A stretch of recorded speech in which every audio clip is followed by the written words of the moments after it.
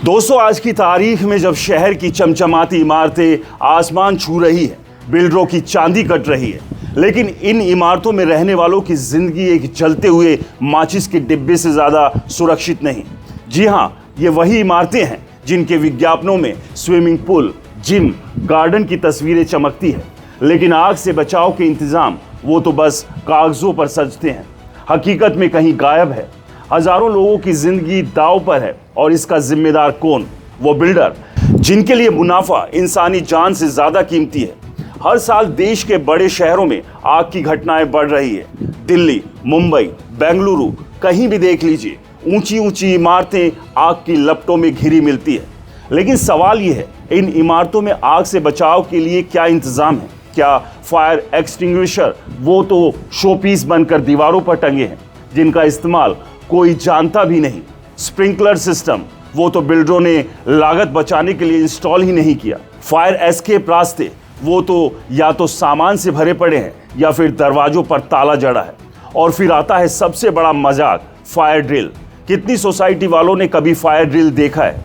शायद ही कोई। नगर निगम, fire department और बिल्डिंग कोड, ये सब सुनने में तो बहुत अच्छे लगते हैं, लेकिन हकीकत में ये कागजी शेर है।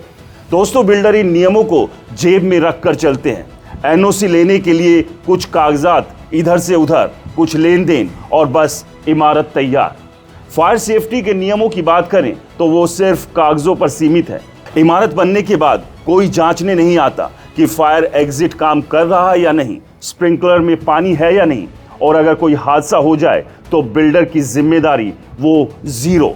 सारा ठीकरा या तो फायर डिपार्टमेंट पर फूटता है या फिर उन बेचारे रेजिडेंट्स पर जो अपनी मेहनत की कमाई देकर उस इमारत में फ्लैट खरीदते हैं। सोचिए, आप अपने परिवार के साथ एक ऐसी इमारत में रह रहे हैं जहां आग लगने पर निकलने का रास्ता ही नहीं है। बच्चे, बुजुर्ग, महिलाएं सब एक ऐसी जेल में कैद है जहां से निकलने की कोई गारंटी नहीं। हर साल सैकड़ों लोग आग की घटनाओं में अपनी जान गंवाते हैं और इनमें से ज्यादातर हादसे इसलिए होते हैं क्योंकि बिल्डरों ने सेफ्टी को ताक पर रखा है। ये लोग विज्ञापनों में तो वर्ल्ड क्लास लाइफस्टाइल का वादा करते हैं, लेकिन हकीकत में वो आपको एक ताबूत में रहने को मजबूर करते हैं। और हमारा सिस्टम वो तो बस सोया हुआ है। जब तक कोई बड़ा हादसा नहीं होता तब तक कोई कार्रवाई नहीं होती, और हादसा होने के बाद 2-4 दिन का शोर, एक कमेटी बनती है, कुछ बयानबाजी होती है और फिर सब कुछ वैसे का वैसा। दोस्तों, बिल्डर फिर से नई इमारत बनाते हैं, फिर से नियम तोड़ते हैं और फिर से लोगों की जिंदगी खतरे में डालते हैं। क्या ये सिलसिला ऐसे ही चलता रहेगा?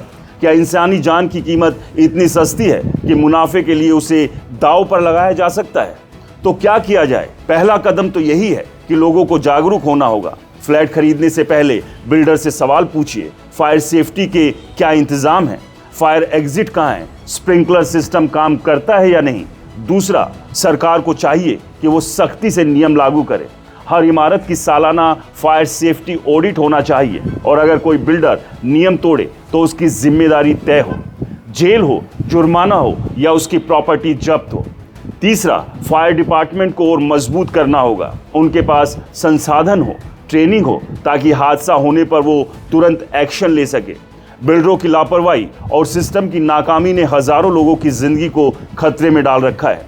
ये सिर्फ एक खबर नहीं, ये एक चेतावनी है। अगर आज हम चुप रहे तो कल कोई और इमारत आग की लपटों में घिरी होगी और फिर से कुछ बेकसूर लोग अपनी जान गंवाएंगे। सवाल ये है, हम कब तक ये तमाशा देखते रहेंगे? कब तक बिल्डरों को मुनाफे की खातिर इंसानी जिंदगियों से खिलवाड़ करने देंगे? वक्त है जागने का, सवाल उठाने का और इस सिस्टम को जवाबदेह बनाने का, क्योंकि अगर हम नहीं जागे तो आग की लपटें किसी और के घर को नहीं छोड़ेगी। दोस्तों, आप भी अगर हाई राइज अपार्टमेंट्स में रहते हैं, आपके अपार्टमेंट्स की फायर सेफ्टी को लेकर जो इंतज़ाम है वो कैसे हैं? अगर अच्छे हैं तो भी हमें कमेंट्स में ज़रूर बताएं, और अगर उनमें खामियां हैं तो उसका जिक्र करना बिल्कुल ना भूलें। नमस्कार।